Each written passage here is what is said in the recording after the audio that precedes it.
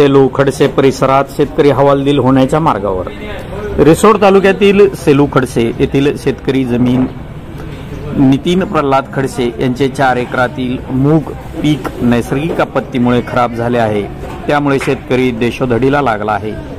या परिसरात अचानकपणे नैसर्गिक सोसायटीच्या वाऱ्यासह झालेली गारपीट शेतकऱ्यांचे 4 एकरातील मुगाचे पीक खराब झाले असून या मुगाच्या शेतात मोकाट शेळ्या सोडण्याची वेळ आता शेतकऱ्यावर आलेली आहे। गारपिटीमुळे मुगाला कोणतेही फूल व शेका राहिल्या नसल्याने झालेला खर्चही निघेना। आजच्या स्थितीत खताचे भाव पाहता फवारणीसाठी औषधाच्या किमतीत झालेली भरमसाठ वाढ, शेतीसाठी वापरत असलेल्या ट्रॅक्टरमध्ये डिझेल टाकण्यात येत असल्यामुळे किमतीतही दुप्पट वाढ झाली आहे।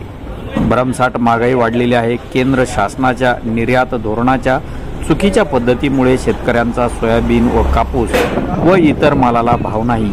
त्यामुळे शेती परवडेना। हे पुरलेले मुगाचे पीक आहे त्यासाठी केलेला खर्चही निघत नाही। तर काही पिके अशी आहेत की हातात येता येता ती नैसर्गिक आपत्तीमुळे हातची निघून जातात, पण फायदा मात्र होताना दिसत नाही। याबाबत शासनाच्या चुकीच्या धोरणाचा फटका शेतकऱ्यांना बसत आहे। ही जमीन खरीपासाठी तयार करायची तर तोटा पत्करून जमीन तयार करावी लागणार।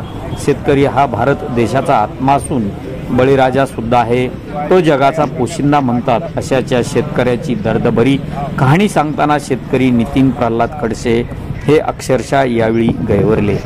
आपण पाहत आहात इंडियन न्यूज 24 साठी वृत्तनिवेदक विजय शिवगजेसह स्थानिक रिसोड प्रतिनिधी नारायणराव आरू पाटील।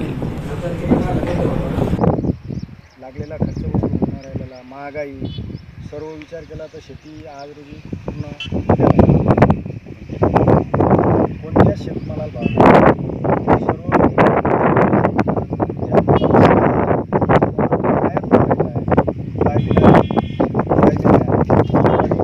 त्याच्यामुळे भाव सर्व पडून राहिलेले आहेत। त्याच्यामुळे शेतीच्या मालाचा पूर्ण लॉस मिळतो। केंद्र सरकारच्या धोरणात काय बदल असायला हवा असं आपल्याला वाटतं। त्यामुळे शेती परवडेल भविष्यात काहीच नाही। ज्यावेळेस माल आला त्या मालाला भाव भेटला, आयात नाही केलं, आयात लक्ष दिलं तर शेतकरी फायदा घेऊ शकतो। आज रोजी आयात निर्यात धोरणावर थोडंसं नियोजन नसल्यामुळे शेतकऱ्याचं लॉस झालेलं आहे। मागच्या 10 वर्षा अगोदर खताचे भाव 600 650 होते। आज जवळ 1400-1500च्या वर भाव झालेले आहे खताचे। तर या फरकात तुम्हाला काय तोटा दिसते मागील शेतीच्या 10 वर्षा अगोदरचा आत्ताचा? तोटा तर जसं पाहिलं तर सर्व ज्यावेळेस 600 रुपये 700 रुपये बॅग होती, आज बॅग केली आहे। आता त्यावेळेस डिझेलचे भाव कमी होते, आज डिझेलचे भाव वाढले, आज मजुराचे भाव वाढले, आज लावगडी टोटल भाव वाढलेले आहेत। त्याच्यामुळे आज काहीच पुरून नाही राहिले।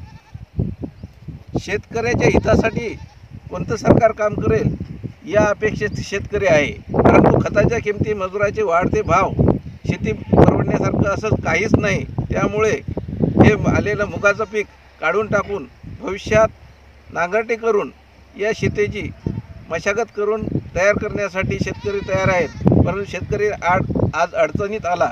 त्यामुळे या शेतकऱ्यासाठी सरकारनं ज्या गोष्टी करायला पाहिजे त्या गोष्टी करत नाही, ज्या गोष्टी नाही करायला पाहिजे त्या गोष्टी करायला पुढे धजावतं हे सरकार। तरी शेतकऱ्यासाठी हमी भावासाठी सरकारने प्रयत्न करावे।